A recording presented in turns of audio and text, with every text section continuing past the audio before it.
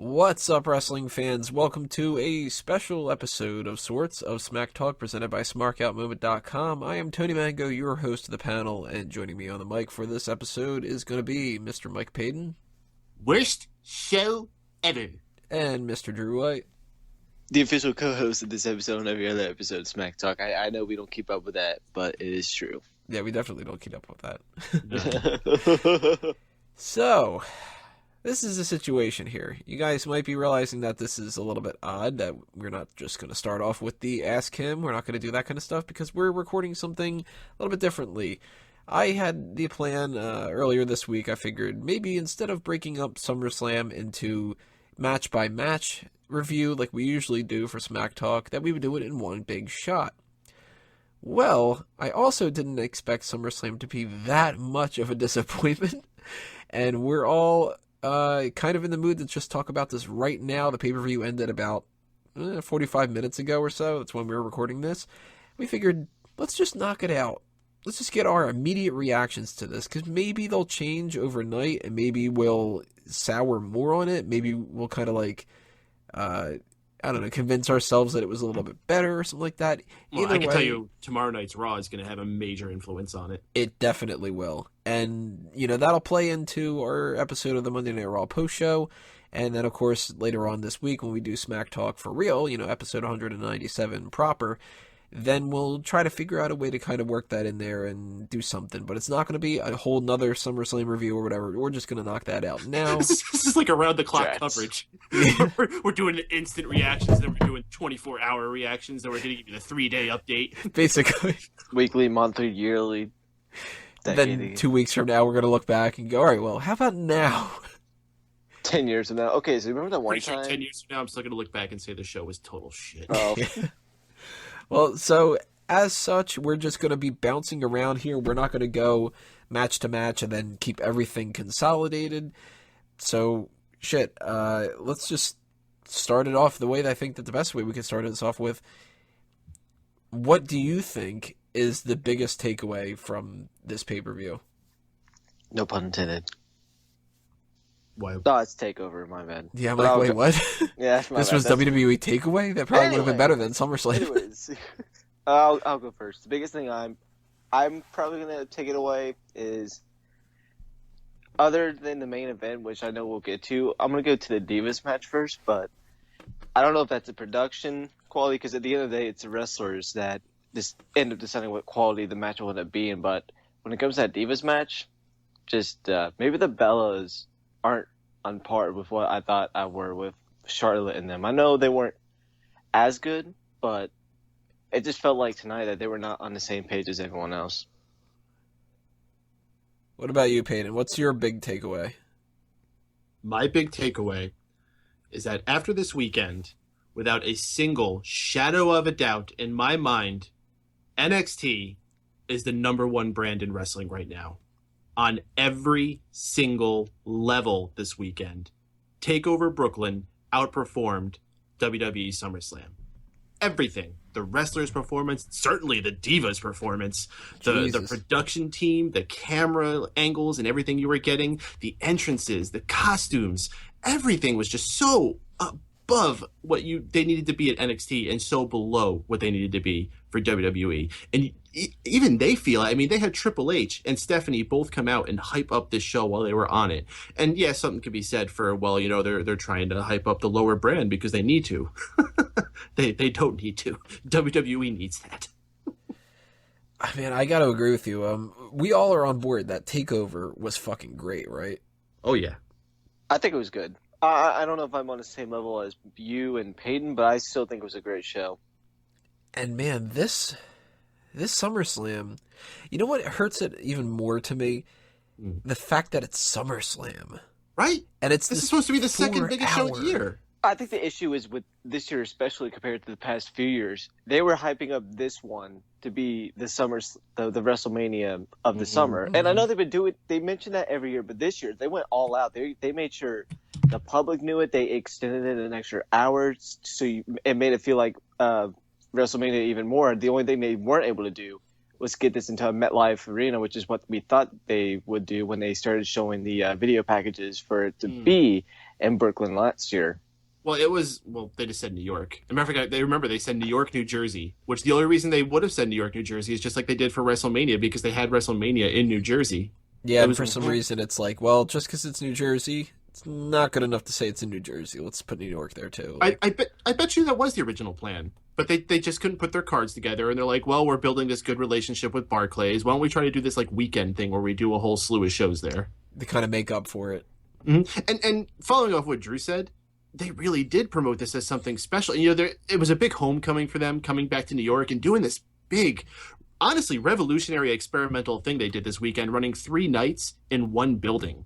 Like, they never do that. They don't even do that, like, when they have a pay-per-view and Raw after the next night. Maybe a small handful of times they've done that. I know for WrestleMania they tend to stay in the same city, but usually they just move on to wherever the next city is. Yeah, some smaller venue for Raw.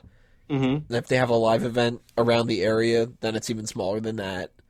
But this is the same place. Yeah. Exact same building.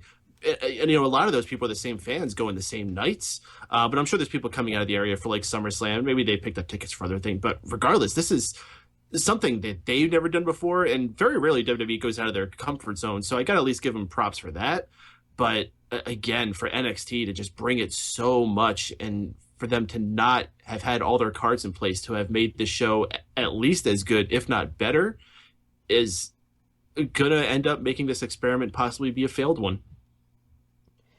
And you know what bugs me about how, I guess the good way to start this off actually is at the very beginning of this. What bugs me is they added a 4th hour to this, and looking back, I don't think we needed that 4th hour, and that 4th hour really, it could even translate to one of the problems that I have with, like, the pacing of the night wasn't really off. I can't say that. But you want to make something bigger, you add more time, okay. But then you don't dawdle. And I watched these pay-per-views over at Dace's house, you know, get a bunch of people together, we all have fun, that kind of stuff. I've had a hectic day trying to figure out a bunch of other shit, but I was like, I gotta make sure that I go over there, you know, during the pre-show, because this pre-show could end up being, like, a good pre-show. Well, maybe we'll have some stuff with Jon Stewart, maybe we'll have, like, some big hype-up thing, like what happened at NXT, and there were all those rumors that the Primetime Players match was going to be bumped up to the pre-show. So I definitely don't want to miss that. Pre-show goes by. Nothing happens. All right, well, this is the exact same thing that we get every single pay-per-view, minus a match. And it's not even like a different setup. Like, at least when it comes to WrestleMania, you kind of get this feel the way that they've positioned, you know, the panel and stuff, that it's like something bigger and better. And this was just like, well, we still have just Corey Graves and them sitting in the same spot that they would normally be. Why did it have to be an hour? Yeah, an hour-long pre-show of watching the same vignettes that we're always going to do. That bugs the crap out of me. They had one moment of originality on it. Kevin Owens came out and got in Booker T's face for like 5 seconds. That's it. Otherwise, this pre-show was completely pointless. You know, WrestleMania had like a 2-hour pre-show. I'm surprised they didn't fucking go all out with that. And even that had 2 matches on it. And even I would have been okay with that if they would have followed it up better, because what do they follow up with? Jon Stewart calls out Mick Foley. Now, I like Jon Stewart, love Mick Foley, and they talk about, we're going to interview Brock Lesnar. Wait a minute. Nah, we're not. All right, guys, let's go to the pyro. This couldn't have been on the fucking pre-show? Apparently so. Then, on top of that, we cut to, it's now 7:14 or something. Boom, boom, boom, boom, boom. We got all the pyro. You know, Drew's going nuts backstage, whatever. The whole first match, you can't see as much shit because it's just got so much fog in there. All that smoke didn't clear out for a good 20-something minutes. Now, of course, I was kind of happy that if any match was going to be blocked, it was going to be the Sheamus one. But that was just like, you mean to tell me that these kids that are students at Full Sail ran a better show when it came to the production quality of like how to set the beginning of the show up and all that kind of stuff than the people at SummerSlam? They didn't know that the pyro was going to make all that smoke. They wanted to start the pay-per-view 20 minutes into the night. It was a weird show. It was a weird start to the show, and if we go back to the pre-show just for a sec, I can't remember the last time they didn't have a pre-show match because they've been doing this every pay-per-view for the longest time now. So, and well, the pyro, more importantly, they generally are cutting back on pyro a lot, especially when they go into smaller arenas. I know anytime they went to MSG, which is one of the most important arenas they run out of, and also in New York, you almost never ever see any kind of pyro going on in there, and that's why. And I actually get upset when they don't have pyro. I love pyro, but they did not need that much. And if they knew they were in too small of an arena to carry it, and, I get it's a new arena. Maybe, I don't know all the advanced sciences and shit about this. Maybe, they have to plan something with the venting system or something. Someone was not doing their job here. Right? This is not my job to think about this, but this is somebody's job, and they failed. Exactly. That's the best way to put it, because people will be like, oh, well, you can always complain, but what better job would you do? Hey, I don't have this fucking job. Somebody else does. And they clearly were tasked with get the fucking smoke out like we normally do. WWE's not a brand new company. They've been doing this for decades. They know that if you have a small enough arena and you put too much pyro in there and you can't ventilate it out, it's going to have that issue. Yeah. That was just like amateur hour. And the first match of the night, Randy Orton versus Sheamus, I've made no pretense about the whole idea that I find it difficult to watch Sheamus matches. It wasn't terrible. I'm not going to, say that. I mean, it wasn't bad at all. But the pacing of this was just like, all right, we went through an hour-long pre-show where nothing happened. We had a promo where nothing happened. Now I'm struggling to kind of see exactly what's going on, and it's slow. Dude, your issue was you decided to watch a pre-show. I can't remember the last time I actually sat down, other than WrestleMania, and watched the pre-show, because all it is recaps and them showing promos. The pre-show is more a thing to have in the background as you're getting prepared, especially in Tony's situation. He's at a big gathering with lots of friends at a house. They're all having conversations. The pre-show is probably, if your sound goes up to 50, you probably have your TV at 10 at the highest, so you're not really paying attention to what's going on. It's not for that. No, but I mean, if WWE wants you to watch everything, then they should kind of take that into account too. They could have done a lot more. You could have had a musical performance. That's the best time to do those musical performances they love having. Put that on the pre-show. Yeah, that'd be so much better. I don't want to see them necessarily, but at the same time, that Jon Stewart thing, that could have been in the pre-show. 100% pre-show. And then they could have played a short replay of that between one of the matches like they love doing. Yeah, that could have been that segment of the night where they showed Jon Stewart go backstage to talk to Paul Heyman. They could have put a replay of that during that part. Mm-hmm. That would have given more time for some of the matches, which a couple of them felt a little bit short. Not all of them, but, a couple minutes here and there. It took up 11 minutes, 12 minutes, whatever it was, and that time could have been used for so much better shit. Because it's not like the pre-show accomplished anything on top of that. It was the same vignettes we see all the time. It's Byron Saxton going, I think that this person's going to win. And then Corey Graves going, nah, Byron, you're wrong. I think this person is. And Booker T going, haha, I don't know what the fuck's going on, but I was the champion before. I'm sorry we keep cutting back to the pre-show, but I do have to give appreciation to Booker T for one moment that happened on there. I hope it's the same moment I'm thinking. All right, so they were talking about the main event, or the semi-main event, John Cena versus Seth Rollins, the title-for-title match. Yeah. And they kept building up how this is going to be such a historic thing because it's going to be the first person with the world title and the U.S. title. And they come to Booker T, and Booker T's like, well, actually, they won't be the first person. It was someone else. It was me. He's just like, yeah, I came into the company with both belts, and they're like, oh, yeah. So anyway, the first time ever. It's just good for Booker for standing up for himself with that. Yeah, right. Because you know what? Not only is it his entitlement to stand up for it, don't fucking lie. It's not the first time. WWE likes to turn the history books to however they want for their narrative. Yeah. So I got to appreciate his truth for that. Got to bring up one thing before we get on to all the matches and everything else later in the evening. Definitely. Yep. So Mountain Dew is sponsoring this, and I know they've been doing the Kickstart energy drinks. They had the bottled Mountain Dews. Now, motherfuckers, if you're gonna just sit them on the desk, at least pour them out or something and make it look like you're actually drinking them. instead of just having him there Well, for purposes. Jerry Lawler opened his. No. I know he took a swig of his. well, I'll tell you, at one point during the Dolph Ziggler Rusev match, you see Rusev get knocked onto the table, and one of those bottles gets knocked over and starts spilling onto the floor. Really? Yeah. Probably Lawler's. The one part during the pre-show, I forget who it was. I think it was Corey Graves. Might have been Byron Saxton. It would make more sense. Yeah, it had to have been Byron Saxton. It makes more sense for that. But he was just like, I want to let everybody know, I got a new Kickstarter. Emily brought it over to me. Thank you, Emily, or whatever. There's just like, oh wow, that's great. Like that we're establishing that he doesn't have the Kickstarter anymore, but he got a new one. Well, fantastic. I'm glad I rushed to make sure that I watched the fucking pre-show. Can't wait until that match happens. Guys, it's 6:50. Is that match happening? So yeah, it was a great way to start the show, right? That was just such an awkward way to start it off. And I was thinking to myself, you know what? Maybe this was just kind of like some kind of awkward thing and it's all going to correct itself.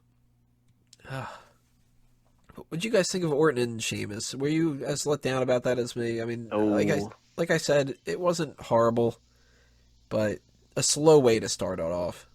It wouldn't have been my first choice for opening match. I'm actually rather surprised they did, especially like they had the fast-paced tag team match go on right after this. So I don't get what the issue was with that, but overall, I thought it was a very solid match, and even for an opener, it had good points. The right person won in the end, and there were some good moves to go along the way. So I had nothing to complain about for the most part.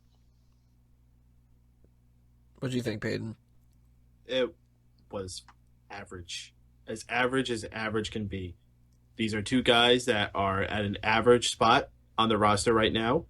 They went out there and had an average match. There was no horrible botches, but I'm also trying to think back to this match. I can't tell you anything about it. The one thing that I will mention that was cool, I think, I see Sheamus leaped over the top rope, and then Randy somehow was able to get the RKO, which was, he didn't have much time to get that RKO. There wasn't much movement to wiggle around there, but he was able to pull it off still. So I thought that was a cool part. See, even that, when I wrote down some of my stuff from my articles about it, I was just like, you know what, that was cool. That was the best part of the match. But it was so underwhelming when it comes to some of the other things that we've seen over the years. We've kind of gotten into this, habit where pulling the RKO out of nowhere can be great. And that was yeah, that was good, but I've been spoiled. There have been, 20 different examples that were better than that. Also, on top of this, this is actually the first of the two incidents tonight that someone got busted open unintentionally, with Orton getting busted open, with an elbow or something like that. There's 3 people that got busted open, I think. Who's the third person? Darren Young was bleeding from his mouth, if I could see it correctly. Huh. I didn't catch that one. I think so. I mean, I might be wrong about that, but I thought it looked like he had, when you get that, the blood-covered teeth, that kind of look. I think I noticed that at one point. Then again, he might have just been drinking some Kool-Aid. Maybe. Somebody's drinking the Kool-Aid backstage, the people that are praising Vince about this pay-per-view. Hey, someone has to drink at that catering. What was the next match?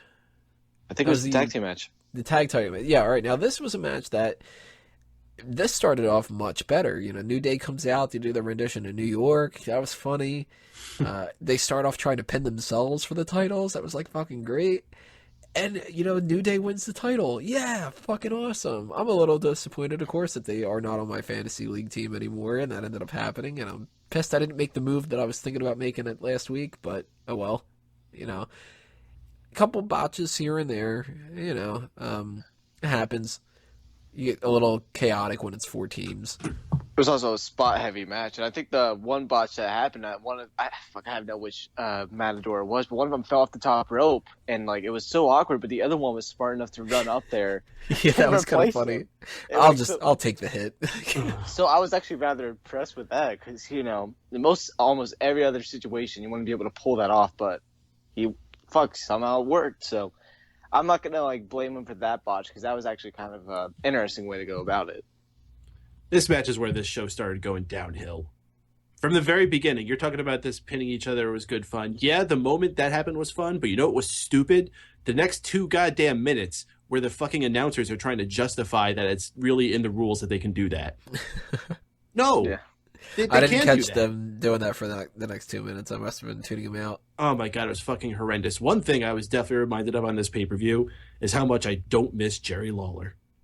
Holy shit. Not that I need Byron Saxton there, but man, Jerry Lawler's awful. I'd rather Booker T out there. I know we only get him for Raws, and sometimes he's very cringeworthy, but I'd rather put up with 4 hours of him than 4 hours of Jerry Lawler.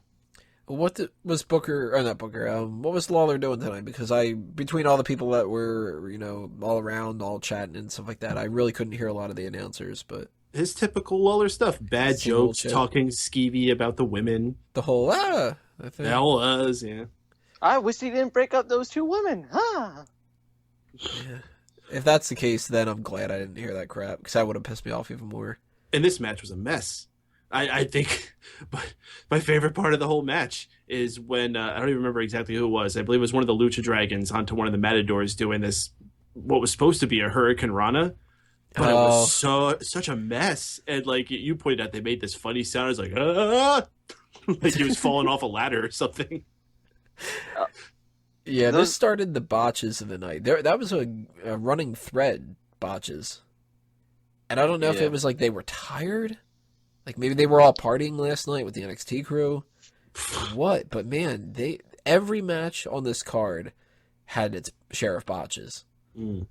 The one thing I will point out about this match is amazing, and I know I've said it in our group chat and on Facebook as well, but man, Xavier Woods was on point. Tony, I don't know if you were able to hear him because you were with a party of people, but he was saying some of the most ridiculous shit about how they're doing better because they had a great breakfast this morning. So it was fantastic. Yeah. So the only part I heard him say throughout the night was he was talking about Darren Young, and he's like, Darren's a great guy, a wonderful person, but he's going to lose, or like whatever it was. Oh, no, there's like all this stuff he was saying after he did his either a Bronco Buster or a Face Buster to El Torito. That was actually my favorite part of the whole match, him doing that. Bronco Buster. I'm just so out of it right now, so I don't know which one it is. You must have been partying with the WWE and NXT crew last night. Apparently I was. Now, that was a fun part, because as soon as El Torito jumps on you, I have gotten used to the idea of that he just gives you a Hurricane Rana or something like that. And the fact that Xavier Woods is just like, bam, they teased it twice. Because if he doesn't do it the first time, then he usually goes down and then comes up and regains the momentum to take them over. Right. But even this time, nope, he didn't even get that. Got just taken down with the sit-down powerbomb. Eat that ground, you little shit. Oh, my gosh. Well, that was kind of fun, but I'll tell you what the most fun part of this match was after New Day won and Kofi Kingston started flailing around like a fish. And Big E's doing that grinding dance. Oh, gosh. As soon as that started happening, I think it was Dane was just like, so is this a meme yet? Actually, it is. Yeah, okay, but one of two different special memes from tonight. The other one was the Undertaker match where, we'll get to that. Then we had Ziggler and Rusev, which match was kind of fun, but what a dumb fucking ending. Double count out. Not only on a pay-per-view, but on SummerSlam. And not only on SummerSlam, but the biggest fucking SummerSlam of all time bullshit. And not even that, but on a match that had, delayed build and nothing going on for weeks on end. They should have not done this match on this show. You did not need to stall this match because it was so necessary to do again at Night of Champions. This feud's been going on for months.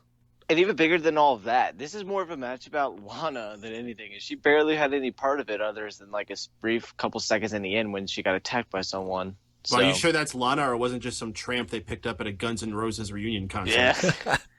You know what's sad, though? You could, if you were in the same room as me, you would hear me over say, Lana actually looks pretty good in that. I mean, she looks good in almost anything. Yeah, exactly.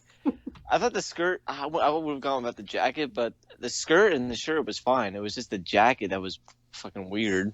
I just don't like it because she's matching Dolph Ziggler, who has one of the worst outfits in the fucking company. Oh, definitely. You also would have overheard, I'm not too sure who it was, but somebody just went, tits. So it's like that's the best, analysis that can be given to some of the people when it comes to that. Just, tits. I like this. I like tits. But man, double count out, really? And that's really when I started to go, all right, fuck. We had this weird, awkward start, this slow Orton Sheamus match, botchy tag title match, which had a good outcome to it, but was still like, if this is the best we're going to get, this is going to be a shitty pay-per-view. And I had a feeling that this was going to be overbooked and stuff. And Ziggler and Rusev, out of all of these matches, didn't need to be overbooked. We had a celebrity involvement. We had a champion versus champion match. We had a 3-team Divas Elimination tag match. Fucking... you give a double count out to Ziggler and Rusev. A lot of these matches could have used that finish so much more to their advantage. Right. Absolutely. There's no reason to have used this for this. You could have, if you wanted to have it like this, don't have it be a count out. Have it be a thing where their rage against each other continues them battling all the way to the back. Yeah, and like maybe the women get involved and the referees trying to, stop the women from getting hurt from the men that are like brawling over each other kind of a thing. And then it's like, oh, just end the match. This is getting fucking nuts. At least the crowd will stay hot for that. Especially in a New York crowd, they had none of this. Oh, they died as soon as they got to that inning. Oh my god, it was fucking gone. They only picked up for a brief second when everyone was on top of each other, like punching each other. Then we had Stephen Amell and Neville against Stardust and Cosmic King Barrett, which he didn't really have as crazy of an outfit as I was hoping that he would get. He just had those shoulder pads. That's enough. Cosmic King. I mean, isn't he silly enough wearing a crown? I don't know. I was expecting more. But... well, there's certain other people I would have expected more from and was even more disappointed. So. Yeah, that's true. I actually think that Stephen Amell did pretty well, though. As a performer in the ring? Well, not compared to, like, Neville and stuff, but, like, for somebody who's not in wrestling and let's dial back for a second. So we're talking about entrances here, and I talked about my disappointment in other people besides Barrett. What the hell was up with Stephen Amell's entrance? That was awkward. What the fuck was that? Just some simple, boring, generic-ass music, and he just kind of, like, walks out with, like, a plain green hood, and, like, just takes it off, and it almost looks like he doesn't know where he is or what he's doing. He shakes hands with Neville, and they get in the ring. This guy's the fucking Green Arrow. You even made a lot of allusions to him being the Green Arrow. Where is his fucking bow? Where's the cool music? Where's his voice going, my name is... Where was anything? Where's him rappelling from the rafters in fucking, Green Arrow attire? Green Arrow can do that shit. The biggest they had to make him from the fucking top of the building, but maybe you have him come out from, like, the Titantron? This is one of the biggest celebrities you've ever had in the ring, and you did absolutely nothing special for their entrance. And it's at SummerSlam, and he's wrestling a match. It's not that he's there like Jon Stewart. Okay, Jon Stewart could come out, and it's just like, da-na-na-na-na-na-na-na. Okay, hey, guys, I'm Jon Stewart. They didn't even give him that music because he's not on The Daily Show anymore. Yeah. But, I mean, if you're just cutting a promo, you're hanging out backstage, you don't need to have a big thing. You're wrestling a fucking match, you should get a big entrance. I think the issue was, we all expect him to come out as Oliver Queen or something like that. Maybe they weren't able to get the rights to do any of that crap. But man, you'd expected something bigger than just generic music. That's all, and it was just terrible. I thought it was a little bit weird too that he didn't get the pin, and that it's not bad. It's not like that ruined the whole pay-per-view kind of a thing. Well, the psychology of this match in general with Amell taking the heat and then giving Neville the hot tag, that completely threw me off. I think it was Chuck was like, damn, they're really like beating the celebrity up, aren't they? Yeah. I give them credit for that. It makes sense. They're the one they're going after in the end, so it makes sense that they try to beat him up. But the issue was Amell wasn't selling anything. I believe that they were just doing foot stomps in the corner. He was just sitting there laying like a fucking dead fish. So it wasn't doing anything to like, oh my god, this hurts, other than like there was this big red mark on his side, probably from like a kick or something. So one cool thing they did do with this match was the video beforehand. And all the videos they've been doing to hype this match have been really cool with these comic book effects, but this one even took it to another level. So kudos to them. That was actually one of the highlights of the night, was a lot of these video packages they did. But, and it's going to be funny saying how upset we were with some of the other things that happened. Why weren't there more bells and whistles included in this match? Why couldn't we have like a fireball or something happen? Like, don't you think that you'd have some mystical things happen with all these guys? What do you mean? Like what I just said. No, I mean like have like Fireballs. Stephen Amell shoot a fireball out, or like Not Stephen Amell, but Stardust could have, or the Cosmic King. I don't think Stardust could because they cut the sleeves off of his shirt. So I think he lost all the powers he's had. That doesn't make any sense, Drew. I know. a lot of the booking doesn't make any sense for this pay-per-view. Yeah. I mean, you get the typical win. Stephen Amell and Neville win. That was expected. So okay. That leads us into the Intercontinental Triple Threat match, which decent. Quick. Could have been better, but I mean, like at this point, I was really losing a lot of faith in the pay-per-view. I was already out. And the way that they booked some of the parts of this match, I was just like, okay, that's cool. Like, I liked that the triple threat scenario came into play when it came to Miz trying to steal the victory and pinning both guys and then going back and trying to pin them. Like, that was a fun little part. And Big Show hitting the WMD on Ryback, but the Miz breaking it up. Well, that means it's good because it's like Ryback didn't kick out of it, but he didn't lose. So I liked it. I think that it was just disappointing because it was just like, it was so quick, and it was, 4 months in the making? This was the big thing that we're building up to? They couldn't have done a better match than this? Another match, just like the Ziggler and Rusev match that was delayed, and now that it finally happened, what a disappointment. Mm-hmm. This match was hot garbage. I don't know what you're talking about even being decent. This was a mess. I didn't like anything about it. And you're saying you were beginning to go out. I was completely out by this point. After how underwhelming that Stephen Amell match was, after how bad the tag team match was, I'm looking at my clock and I'm getting pissed off because we're not even anywhere close to halfway through the show at this point. It is pretty bad if you start going, this should just end, instead of being like, oh man, this is great. We have like 3 hours left. Woo! The one thing I will say about this, though, I think when Big Show got on the second rope, and he didn't even just do a simple jump, he actually tried to roll. He did a Shotan bomb. I thought he was going to kill him, to be honest with you. That I would have never take that bump ever in any situation from the Big Show. So I will give props to Ryback for actually getting up. I know he might have missed him a little bit, but fuck, just laying down there, you're just like, I am about to die. God, that really wasn't that bad. It's not like he sat on him or anything. I was actually rather impressed that Big Show was actually able to turn over halfway, because he didn't get all the way, but quite impressed with that. I mean, I shouldn't be. That was a fucking mess. What are you talking about? It was fun to watch because it was like, oh, look at the cow flying in the air. Like there was nothing graceful about it. Oh, my favorite part of Portal. It's like, oh, you're so graceful, like an eagle piloting a blimp.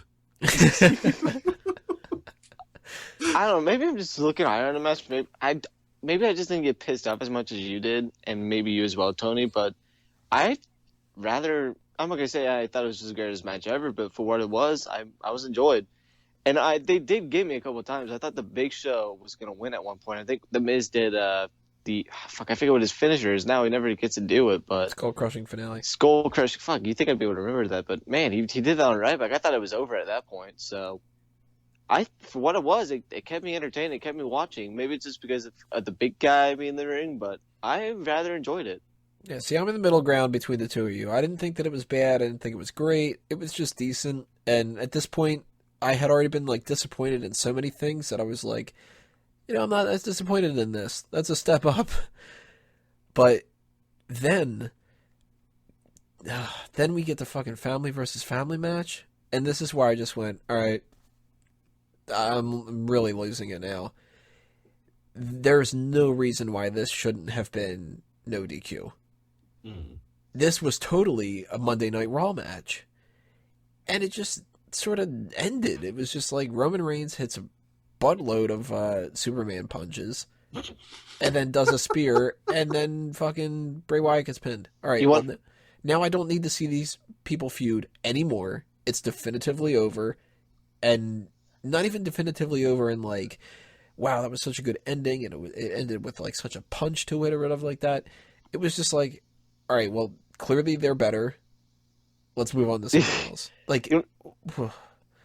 Well, the main issue I had with this was it felt like any of the 6-man tag matches that have ended the show for the past few weeks now. It felt like one of those for one. We didn't get a turn. It felt like at one point that maybe Dean would turn on Roman towards the end of the match, but that never happened.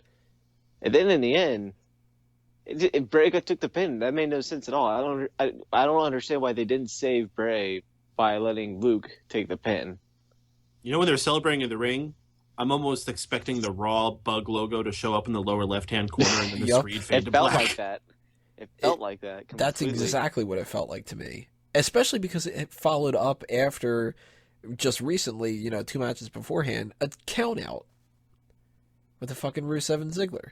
I said it like 10 times to myself as I'm watching the show. Is like, I need to get ready for the post show. I can't forget to put together the graphics. I can't forget to make the appointment on Blog Talk Radio. And Then you're like, wait, it's Sunday. SummerSlam. It's supposed to be, bigger than fucking Money in the Bank and bigger than... And you know what I think hurts it? Again, last night was TakeOver, and I'm like, oh, this was such a great pay-per-view. All right, now it's the Raw after the pay-per-view. Which is going to mean tomorrow we're going to think we're watching main event. Oh, man. Maybe I just won't watch it because I never watch main event. Or a special That's true. live edition of SmackDown on Tuesday. But man, this would have been so much better as a street fight.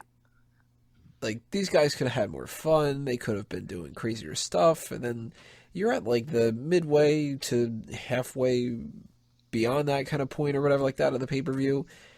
You need to really amp things up. It's not even that. The issue I have with this, at one point last year, I know we don't have Seth or Eric Rowan, but these guys are putting on Match of the Year contenders at Elimination Chamber. There's no reason that these guys can't go out there and put on a great match. We've seen it before. And I Eric don't know Rowan what wasn't was the reason why happening. this match was great. That's for damn sure. It's just like, it comes off to me like maybe they told them kind of, keep it easy there, guys. You know how like sometimes we get 2 ladder matches on a card, the first one sucks and the second one's better? Mm. It sort of felt like that to me. Like they were just kind of like, all right, guys, don't go crazy out there, okay? Like, we had a bunch of punches, we had a spear, dirty deeds. You want to I know don't what this remember anything is? else. You know how Sean always says that Roman Reigns is a clothesline, Superman punch, and a spear? I can't think of anything else he did other than those 3 things. Normally, I disagree with Sean's opinion about that. Tonight, Yeah. Sean's on par. I mean, like, now we had a little bit of a step up with the champion takes all match. That was good. I liked that. I liked how Seth Rollins came out with the win. I liked my buddy Brett's reaction to it, which instead of, yes, Seth Rollins won, I like him so much better, or yeah, John Cena didn't win because I don't like him. The whole match he's talking about how great Seth Rollins is and how he's like, he doesn't get as much credit and stuff like that. Seth Rollins gets the pin. Brett jumps out of his seat and goes, yes, he's going to get that statue. Nice. That's all Tony. I cared about. I am jealous that you got to watch this in a group because I need to know what happened during one particular part tonight that I would have really wanted to have been there with a group of people. And that is when Seth Rollins walked out in that ridiculous outfit. Oh, we busted out laughing. Everybody just went, wait, what the fuck? You know that meme going around right now? Like, what are those? What That's is said about that? his outfit. What is that? He looked like somebody dipped his legs in paint. Not even that. He dipped his whole fucking outfit in paint. That's what happened. Or And- like he walked through the aftermath of Ghostbusters. I know, he just had like this futuristic look to him, and it was different, but as the match went on, I kind of liked it, and that might be weird. Maybe it's just because we were using him wearing black, but When he's just in the pants, it wasn't so bad. that shirt. We went through the Sure. first 4 minutes of this match or whatever, debating back and forth of, well, maybe if he had the black belt and black boots, it would offset it. Like, we just went into like designer mode, and it was like, well, if we had a little bit of black trim on the side, we're like, wait, we should be paying attention to like, yeah, fucking punch him. Well, you know Instead what of really being doesn't like- make sense? Is that he's a heel. He was playing babyface all night. That whole But- match, he was total They babyface. probably told him to, because they knew that crowd was going to be pro him and anti Cena. They probably told him to be babyface. when he did the 2 suicide dives, and then he motioned to the crowd like, "Wow, we're gonna go around the world" or whatever like that, and then he did the plancha or whatever it was. I can't remember exactly what he did. That was like such a babyface move. Mm-hmm. And the ending of this match, for those who don't know, I don't know why you're listening to this if you haven't watched pay-per-view, but whatever. Spoilers. Jon Stewart comes out and totally telegraphs what the ending's going to be. It's like, damn it, man. What a jackass. Like, you don't go, "Oh, I'm going to hit Seth Rollins, the guy that I don't like, or Cena. No, it's going to be Rollins. Or Cena. It's Cena." The issue I had with that is you had Jon Stewart, and you really only use him for this, but 2, they didn't build this up at all, this animosity between any of them going into this. It was random as shit. Aminosity. Fuck you. But they totally, they have stuff behind them. I mean, they did the whole thing with him and Rollins. Yeah, like 5 months ago when maybe it mattered, but time has passed. Not everyone's going to remember that, Well, see, what's weird is the last show that Jon Stewart had, I think it was the last show, Rollins gave him a replica title. It might have been like 2 shows beforehand. It doesn't seem like it would have been too much to add that in the last one. But, right at the end of his career in the Daily Show, Rollins came out and gave him a title, and then it was just kind of like, handshakes and stuff like that. Typical WWE outside character kind of crap. But it was like, man, if you want to do something about that, show that and make it like, well, now we're friends. And that's why I fucking helped him win. Don't just, like, I don't know, that was awkward. And I'll give them credit that I didn't see it coming, but I definitely saw it coming as soon as Jon Stewart came out and showed up the whole, like, I'm going to hit Cena. Do you think someone would shoot his ass out backstage afterwards? No, not at all. Jon Stewart. The one thing, the type of thing where Jon Stewart came back and they were like, "That was so great what you did out there. That's going to be awesome." The people didn't expect that to come. They're blowing smoke up his ass when it comes to that. They're not going to be like, "Yo, Stewart, what the fuck, man?" When Jon Stewart was on screen earlier, even during the opening segment with him and Foley, I really wasn't paying attention too much. So when he did come out there the third time, up until one of the commentators going, "Oh my god, it's Jon Stewart," I was like, "Who the fuck is that?" Yo, he looked like shit. He did. He looked like since Daily Show went off the air, he's just been sitting on his couch eating pork rinds, and like today he was like, "Oh shit, I gotta go do that thing," and like rolled out and just like dusted him off his belly and went into work. Like,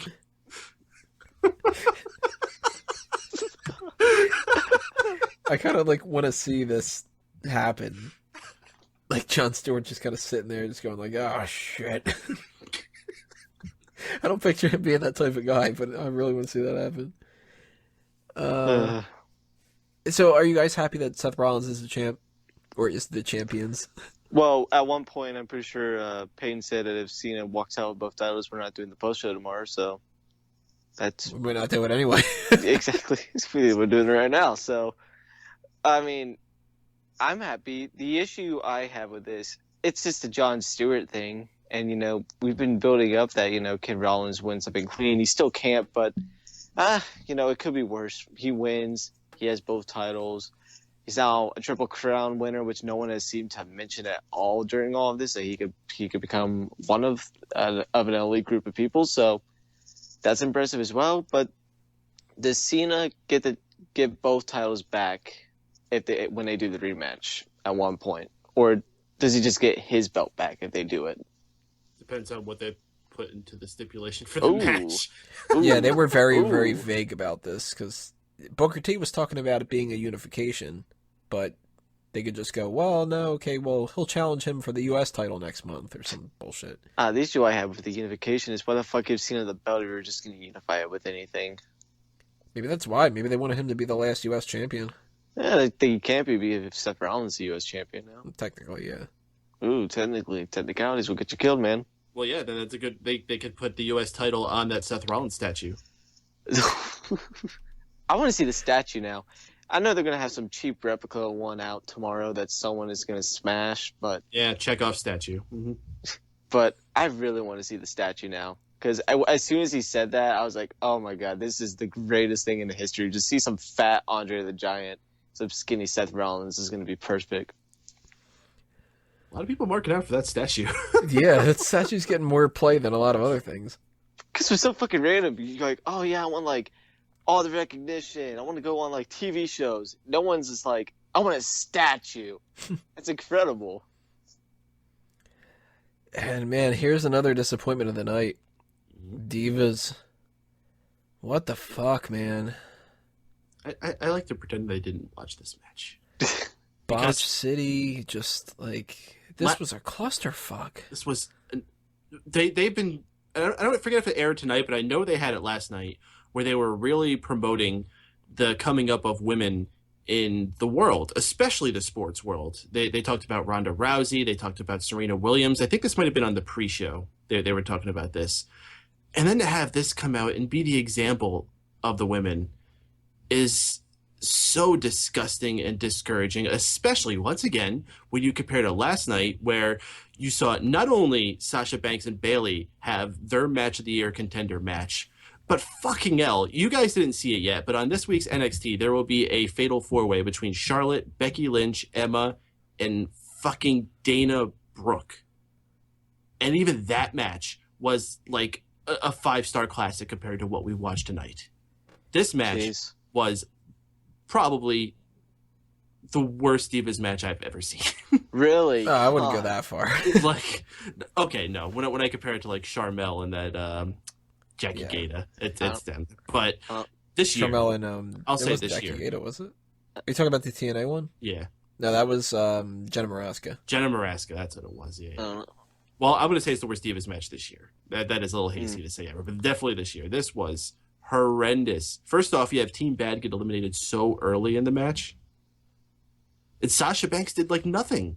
Mm-hmm. You saw what she did seeing last her night. in the ring. And she did absolutely fucking nothing tonight.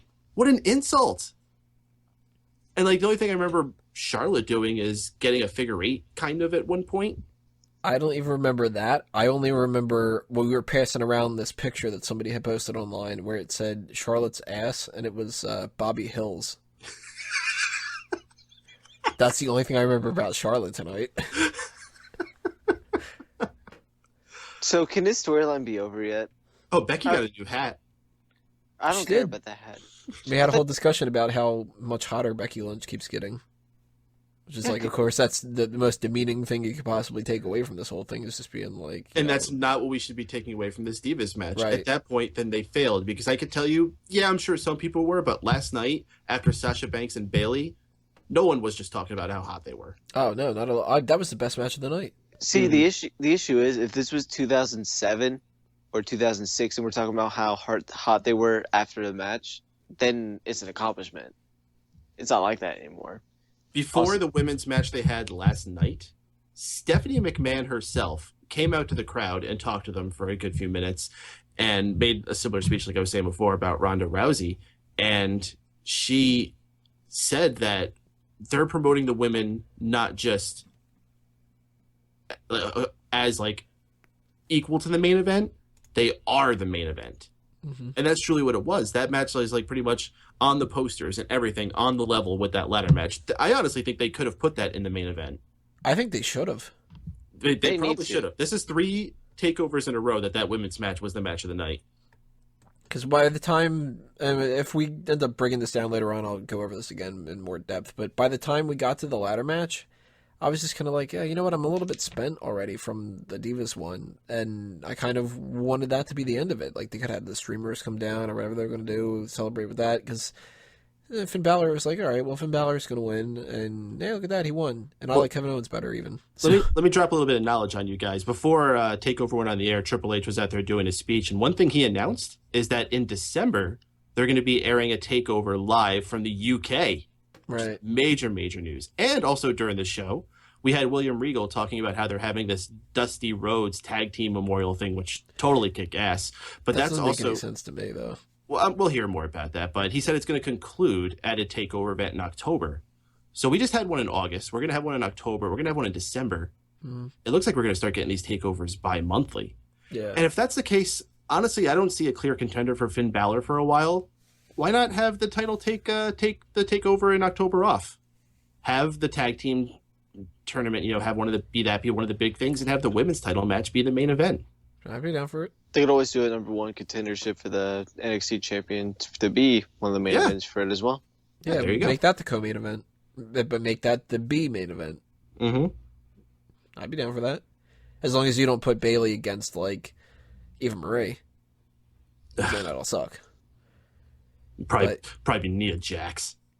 But man, like you watch that match is fantastic, and then you watch this match, which is there's 9 women involved, and none of the 9 women are terrible. Wasn't Alicia Fox injured? She had a concussion, and then I think it was a concussion, and then she was cleared. But it's like, at their worst, everybody involved in this match is at least decent for the women's division. Mm-hmm. At their best, they're the best that they've got. And this match just sucked. It was just, they were botching, and they were rushing everything, and it was just like, well, okay, let's blink, and then Team B.A.D's gone. Well, I'm glad you were here. Oh, let's do a big surprise here by having PCB win, the team that's been winning every fucking week. At least they didn't have Charlotte get the fucking pin. Like, Becky's been literally the redheaded child of the bunch. And it's like, I was I was expecting Charlotte to just be the only one with the focal point here. So I'm very glad that Becky Lynch was. But man, like, Brie Bella pins Tamina. What does this accomplish? You knock out Team B.A.D. Okay, she shouldn't have pinned Sasha. But why couldn't it have been Nikki that pinned Tamina? So maybe our Divas champion looks kind of strong? They stopped caring about that a long time ago, man. And I stopped caring about this match about like 3 weeks ago when PCB won every match. And they still won every match. Dude, I'm going to be honest with you. You're talking about this fucking match, and I'm actually thinking back in my head about how cool it was to see Bayley's entrance in person and see all those wacky waving inflatable 2 men. Dude, that was sad? way cooler than this fucking match was. Isn't that sad? Bayley's entrance is better than this match. The most important match that they've been building up for the women's division for, 2 months? So bad. Dude, those 2 men were even taller than the one they had in TakeOver, so I was like, man, that's awesome. So imagine if they did that in an outdoors arena. I wonder how tall they'd get them then. The size of the arena. Hope so. Then we had a filler match, Kevin Owens and Cesaro, which was good, which expected. Cesaro and Kevin Owens work well together. They're good in the ring. Fun. Yay. I am shocked they made it this far into the card. I thought this was going to be pre-show. I thought it was going to be pre-show, but then after it wasn't, I was like, oh, they're going to get the shit spot. And this used to be the shit spot. This used to be in like 2013, the 4-minute Divas match between like the second co-main event and the main event. So if you go by that logic, maybe, but they got solid like 13, 14 minutes worth of action. So can't really complain about that. It's the second biggest, if you go by where they were on the card, second biggest match of the night. But in reality, it's not. I think they got more time because they realized they were running short. Probably. Ended at like 10:45-ish. Yeah, I definitely bet the time for their match was flexed based on where they were in the pay-per-view card. I definitely could see them being the place that they were like, okay, guys, we'll get back to you on it. Yep. Oh, man. Poor Kevin Owens. Like, first off, poor him physically because he had to go through that vicious ladder match last night and then come into this match tonight. And, like, having to go on after all these awful matches and, like, probably have this thought in his mind, like, okay, I'm in here with Cesaro, who's a guy who's really on the rise right now, as am I. We need to go out there and kick ass. And I really feel like they underperformed by far. This match was not bad, but it was a raw quality match. And if I could just say, I like Kevin Owens, but I've noticed a pattern, and his WWE pay-per-view matches have been on the decline since he debuted. Every single one has been worse than the one before it. Yeah, I can see that. I'm still big on him. I still think that he's got a bright future. I'm still really looking forward to him against Sami Zayn at WrestleMania because they got to do that. Unless, Sami Zayn can't. But I still, overall, on this card, this was one of my favorite matches. Biggest thing is They've been It's quiet it. about that. It's like choosing, I don't know, what kind of shit would you rather take? When you go to a shitty diner and you're like, what do I eat? Well, they can't fuck up eggs. Yeah, well, you'd be surprised. Can't fuck up grits. Just put them in a fucking boiling water for 15 minutes. Then we had our main event. Let's just put it this way. My reaction on smarkoutmoment.com is honestly, ... I don't know. I think that sums up best. Like, fuck, man. I said before I was not that into this match because if Undertaker won, who the fuck cares? He already lost at WrestleMania. If Brock Lesnar won, then who the fuck cares? He already beat him at WrestleMania. And there was no point to do it anyway because we didn't need to have some kind of a re-establishment that Lesnar was the fucking, unstoppable beast. There was nothing to gain out of this match, and still somehow WWE found a way to make it even less worthwhile. What the fuck did they accomplish in here? Undertaker looks like shit because he taps out. Brock Lesnar, okay, yeah, he gets low blowed and gives a middle finger and loses the match. I still thought that was funny as shit, though. Oh, it's hilarious. I'm like, oh, man. All right, so what we established here is Undertaker looks weird with that haircut. He's weird as fuck when he laughs. Oh, got that was saggy boobs. awesome. What are you talking about? That was hilarious, but it totally was not meant to be. No, dude, it was mad demonic, man. His eyes get all big, scared the shit out of me. If like that guy was like laughing in my face, I think I was a psycho. Oh, I cracked up. I thought he looked like a goddamn idiot. It was like the type of thing where, like on Family Guy, where he laughs and he's just like, ha ha ha ha ha ha. It was like that. It's just like, oh, it's funny, huh? It's funny. No, dude, you remember how we were talking about Dean Ambrose is that like weird guy who sits there quietly? Yeah, like that. Yeah, That's exactly what that is, dude. That's what I'm saying. He looked like a psycho. Oh, I'd be terrified if a guy was like that. I don't know if that went through our recording, but something just happened. I thought the same thing. I didn't know if that was just me or not, so I was going to keep quiet. It was just like, psycho. I don't know what's up. You'll have to listen back for that recording because I think Undertaker's coming after me. Yeah, he's using his powers to take off your fucking mic, that's for damn sure. Either that or we're being hacked by Solomon Crow or Hayde Vanson. I told you, he's fucking terrifying, man. He's haunting me not just in my dreams, but in my fucking microphone lines.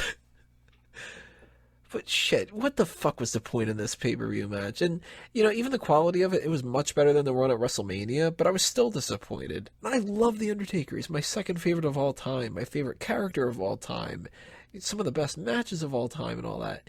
And Brock Lesnar is entertaining as all hell. And this match, I was at the end of it, I was just kind of like, all right, well, I guess see you later, guys. Like, all right. Even Chuck, who is obsessed with The Undertaker, was just sort of like, all right, guys, well, I'm glad Undertaker won. All right, listen.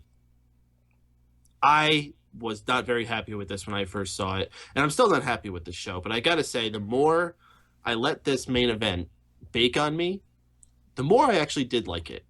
The match itself, from the opening, before even the bell started, I mean, from the entrances where Brock Lesnar attacked him early, all the way up until whatever the hell happened at the end there, was a really good match. It was very old school. It was, to pull a JRism, this was a slobber knocker.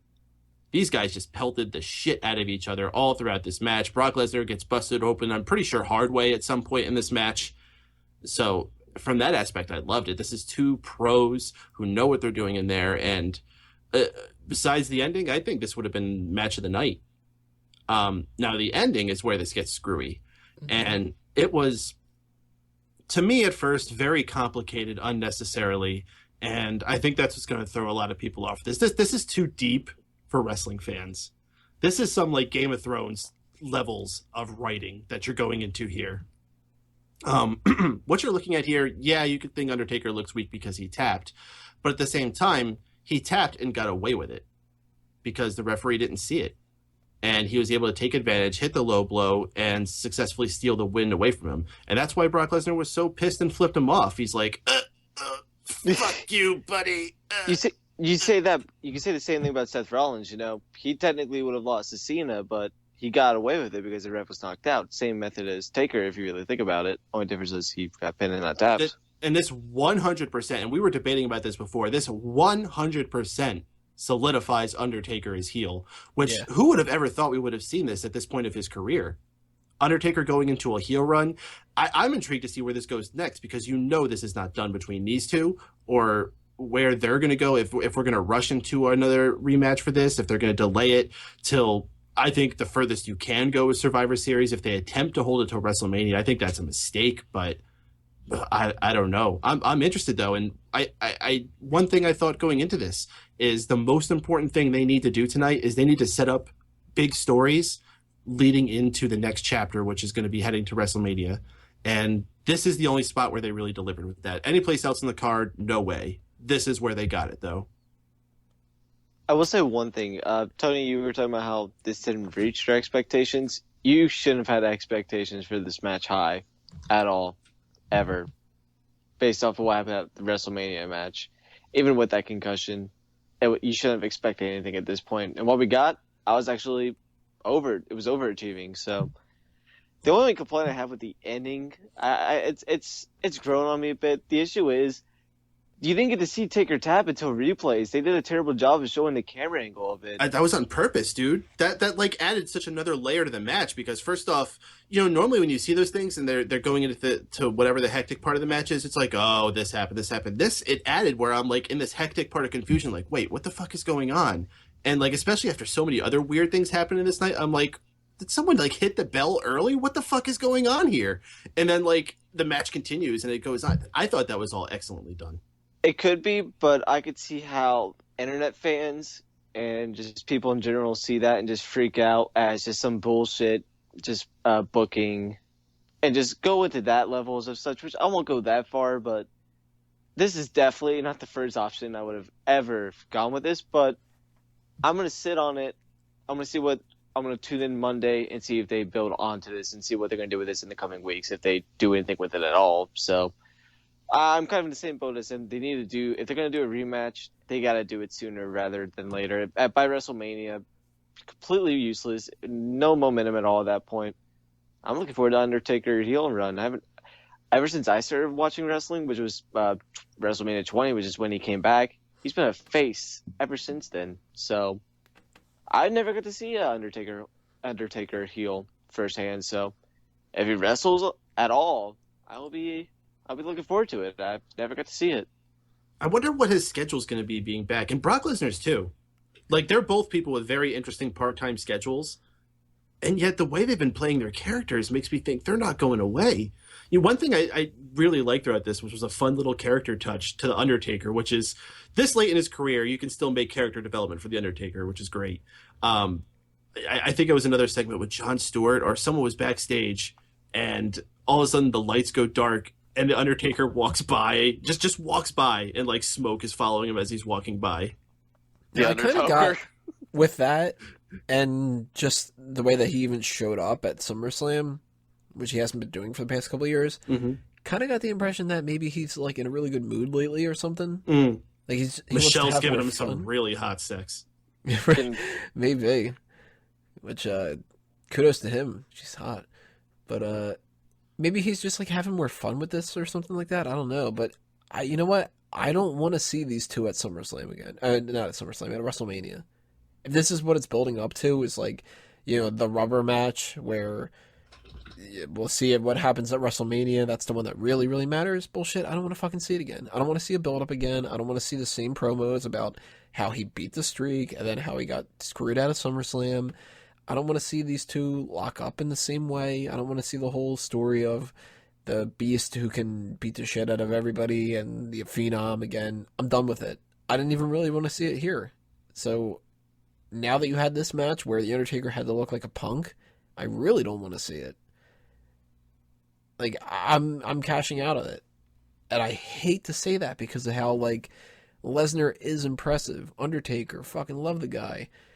But I'm done with it. Like, that's to me an equivalent of saying I wouldn't want to see something like, I don't know, like the Shield people against each other or something like that. Like, I feel weird saying it, but it's true. Well, you're getting upset for a heel being a heel.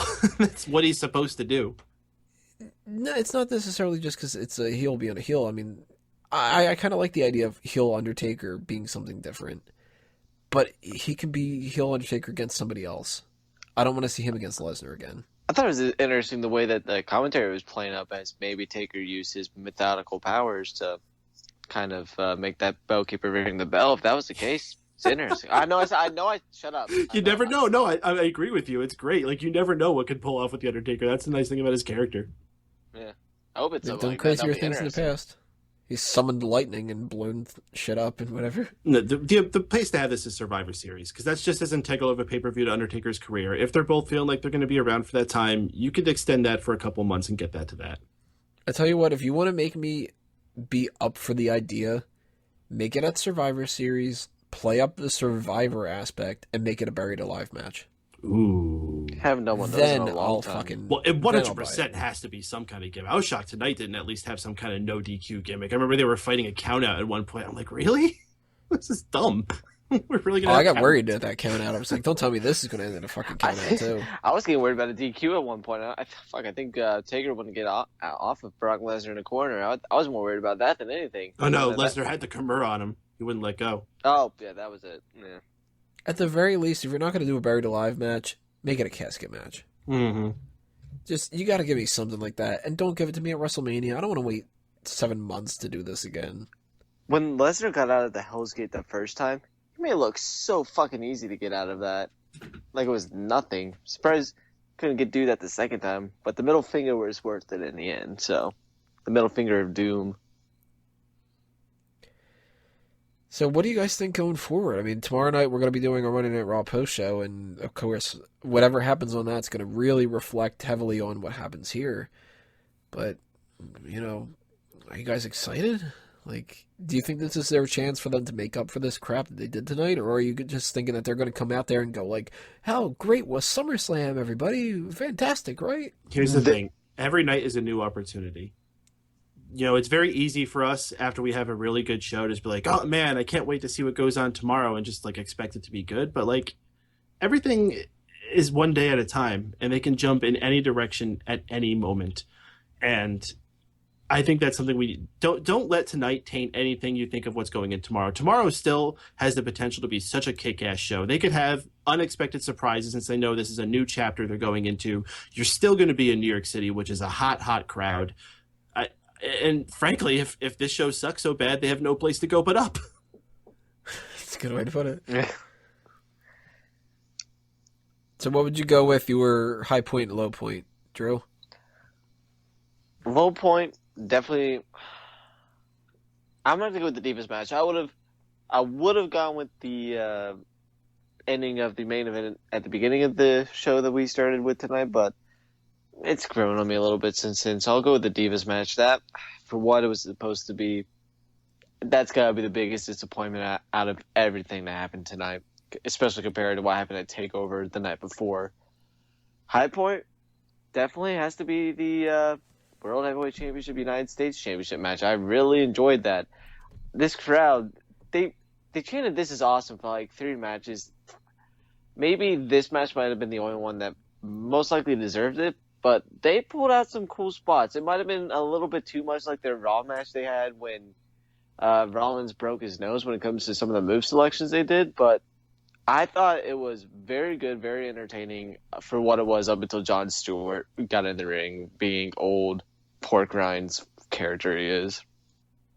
Old pork rinds.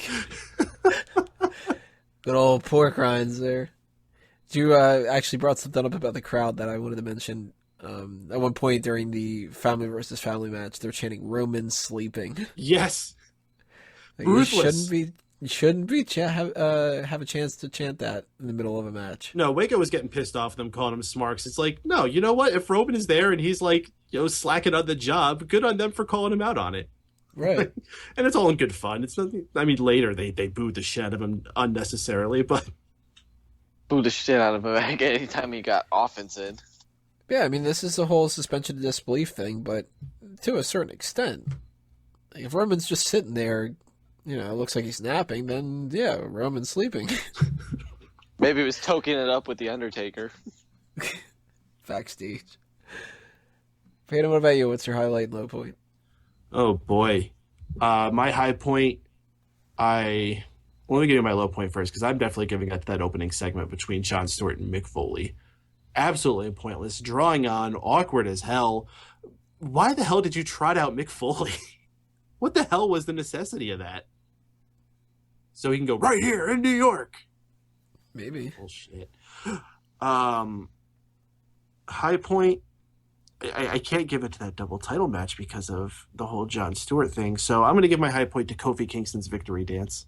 It's pretty weird because I'm giving my high point to the New Day. They were the only thing that was consistently entertaining throughout this whole night to me. They came out funny. They ended funny. In the middle of the match, they were doing funny shit. New Day fucking rocks.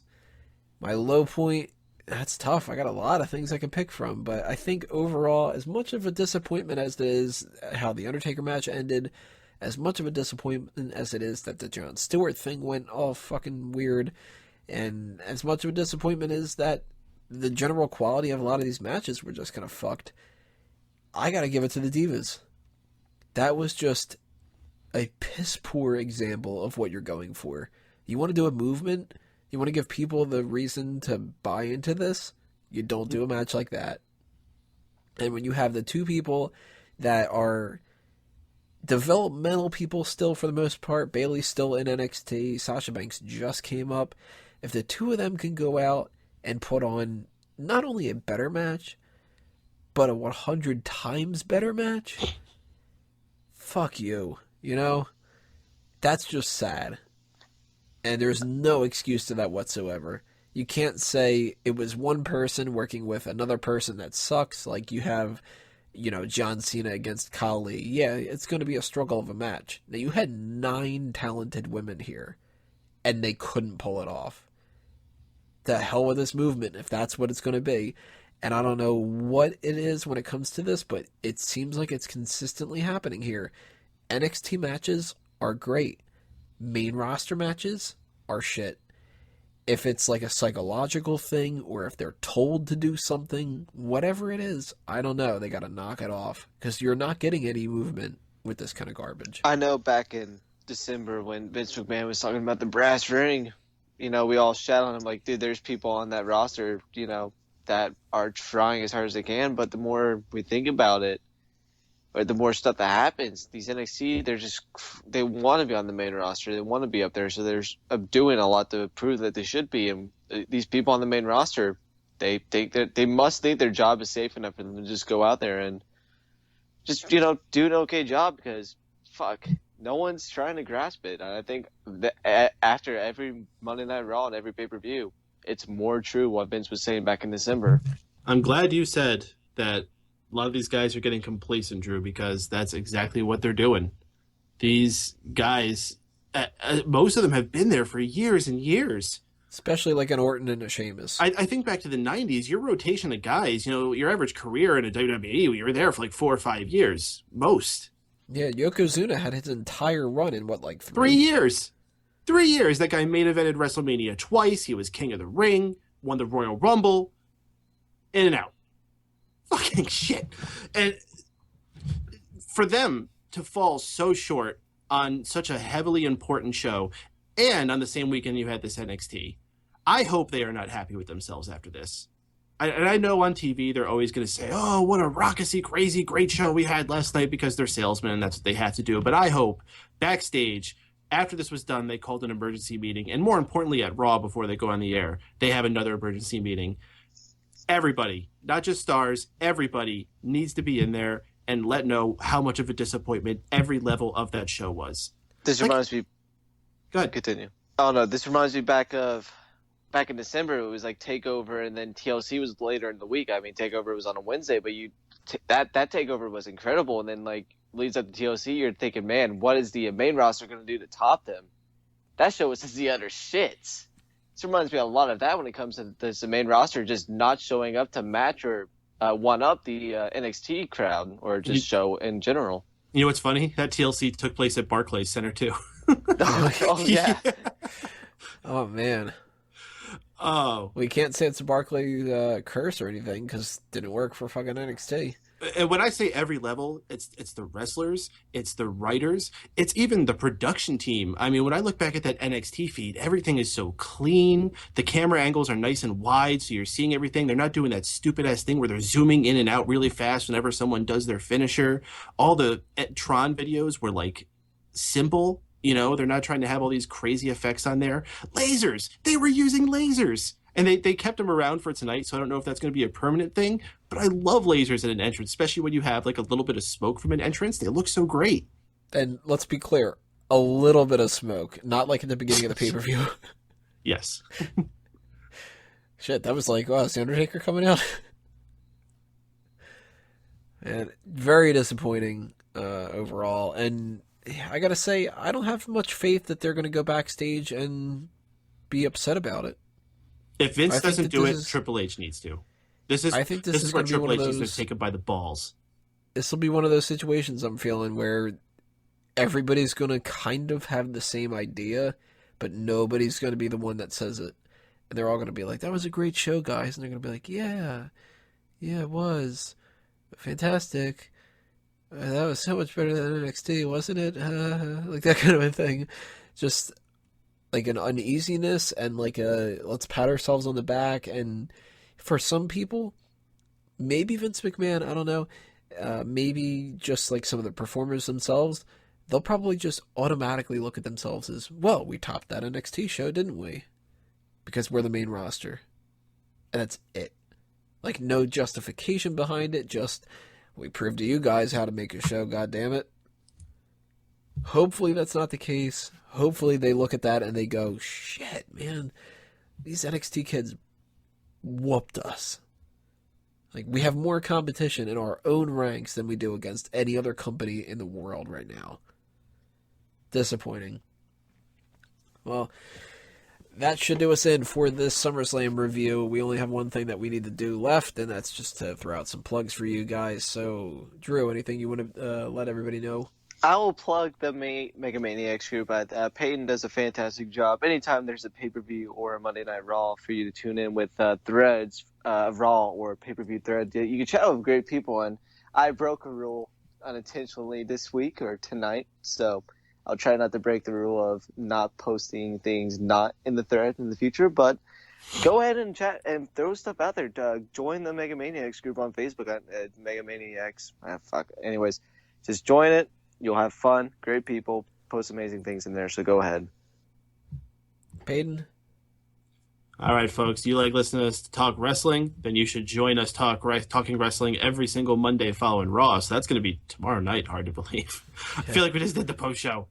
MegaPowersRadio.com is the place to tune your browsers to join us for the most interactive post-Raw experience available. I want to know what all you have to say, not just about Raw. More importantly, I want to know what you guys have to say about SummerSlam. So if you're one of the big fans who is actually listening to this show between now and when Raw is on, please, this is a very important Raw to join us, because I think this is one of the most interesting times to be a wrestling fan, not just at the high points, but also at the low points. With the big show that NXT had in WWE, interesting times. Want to know what you got to say? Be there, live following Raw, MegaPowersRadio.com. That means it's time for the good, the bad, and the ugly. Yes, it really feels like it. All right, guys. Well, as I mentioned before, of course, check out SmarkOutMoment.com for everything else that's coming your way this week for the actual episode of Smack Talk 197. I don't know if we're going to fill in the special feature spot with something else. If we are, then I don't know what we're going to do, so leave your comments below if any suggestions are on your mind of what we could do. And we'll obviously run down the Ask Him, the Hot Tags, the Rest Hold, the Fantasy League, all that other kind of stuff. And, if you check out SmarkOutMoment.com over the next couple days, we'll probably get some different people writing up some articles about their opinions about that, or maybe just skipping it entirely and trying to write about the future and how it could be better or whatever the case may be. Of course, SmarkOutMoment.com, Facebook.com/SmarkOutMoment, Twitter.com/SmarkOutMoment, YouTube.com/SmarkOutMoment. If you're listening to this on iTunes or Stitcher, if you're on YouTube, check it out on iTunes and Stitcher and leave a review, and pay attention to the Patreon, the PayPal donation button, the friggin' everything. There's so much stuff, but if you go to smarkoutmovement.com, you will see links all over the place. Have lots of fun clicking on that. And I think that's it for this little special episode. So, on behalf of Drew White and Mike Payton, I want to thank you for listening to us and leaving those comments and sharing us and all that other kind of stuff that you guys do. This has been another Smark Out moment, and we're being counted out.